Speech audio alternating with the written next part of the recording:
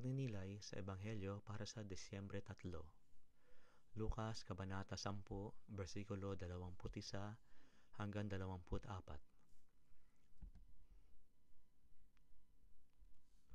Sa oras na iyon, si Jesus, na puno ng kagalakan sa pamamagitan ng Banal na Espiritu, ay nagsabi, "Pinupuri kita, Ama, Panginoon ng langit at lupa, dahil itinago mo ang mga bagay na ito mula sa mga marurunong at matatalino, at inihayag mo ang mga ito sa mga maliliit na bata. O Ama, sapagkat ito ang iyong kagalakan. Lahat ng bagay ay binigay sa akin ng aking Ama. Wala nakakailam kung sino ang anak kundi ang Ama, at wala nakakalam kung sino ang Ama kundi ang anak, at ang sino mang nais ng anak na ipahayag siya." Pagkatapos ay lumingon siya sa kanyang mga alagad at sinabi ng pribado, "Mapalad ang mga mata na nakakakita sa inyong nakikita. Sapagkat sinabi ko sa inyo na maraming mga propeta at mga hari ang nagnanais na makita ang inyong nakikita, ngunit hindi nila ito nakita, at marinig ang inyong naririnig, ngunit hindi nila ito naririnig." Pagsusuri sa talata. Si Jesus ay puno ng kagalakan at nagpapahayag ng pasasalamat sa Diyos dahil sa kanyang mga alagad na nakakaunawa sa mga bagay na hindi naunawaan ng mga marurunong.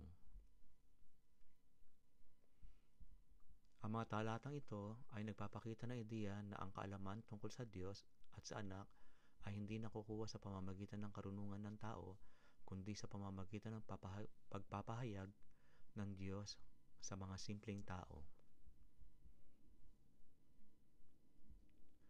Ang mga alagad ni Jesus ay binigyan ng espesyal na pagpapala dahil sa kanilang kakayahang makita at makarinig ang mga bagay na hinahangad ng mga propeta at hari sa nakaraan.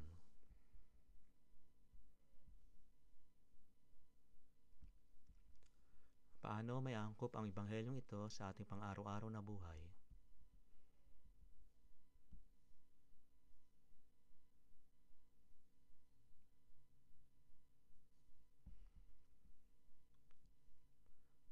Si Jesus ay puno ng kagalakan at nagpapahayag ng pasasalamat sa Ama. Sa ating buhay, mahalaga ang pagkilala sa mga biyayang natamo at pagpapahalaga sa mga simpleng bagay.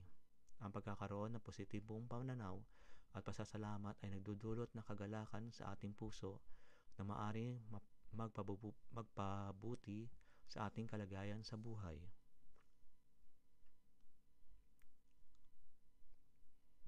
Ang pagkilala sa mga bagay na ibinigay sa atin ng Diyos, kahit na sa mga maliliit na paraan, ay nag-uudyok sa atin na maging mapagpasalamat. Sa araw-araw, maaari tayo maglaan ng oras upang magdasal at magpasalamat sa mga biyayang natamo na nagiging daan upang mapanatili ang ating koneksyon sa Diyos.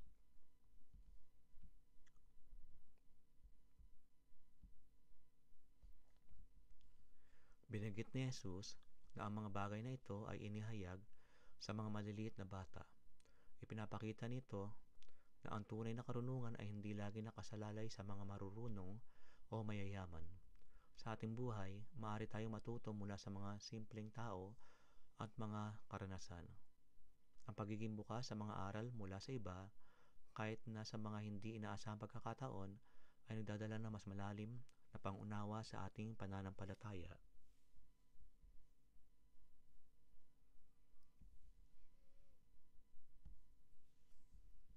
Ang mga simpleng bagay sa buhay tulad ng pagmamahal ng pamilya at mga kaibigan ay malaking halaga.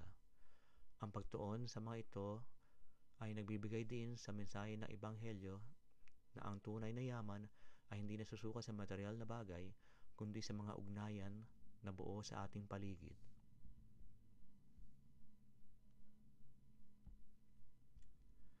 Sinasabi ni Jesus na ang tanging nakakalam sa Ama ay ang anak at ang sinumang nais ng anak na ipahayag siya. Ito ay nagpapakita ng ating relasyon sa Diyos ay nakasalalay sa ating relasyon kay Jesus. Sa ating pang-araw-araw na buhay, mahalaga ang pagbuo ng mas malalim na koneksyon kay Jesus sa pamamagitan ng panalangin, pag-aaral ng Biblia, at pagsunod sa kanyang mga aral.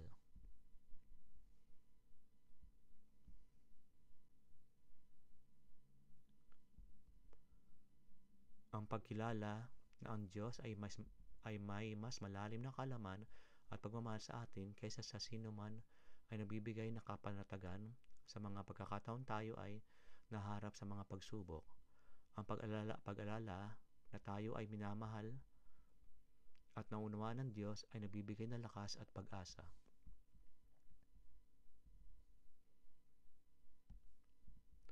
Ang mensahe ng Ebanghelyo ay nagtuturo sa atin na maging mapagkumbaba at handang matuto mula sa mga simpleng tao.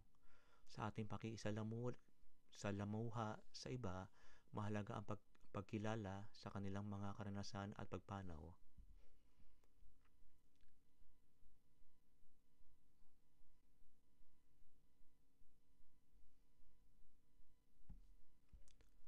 Ang pagbabahagi ng ating mga biyaya at kaalaman sa iba, lalo sa mga nangangailangan, ay isang paraan na pagsasabuhay ng mga aral mula sa Ebanghelyo. Ang pagiging bukas sa pagtulong sa kapwa ay nagiging daan upang maipakita ang pagmamahal ng Diyos sa ating paligid.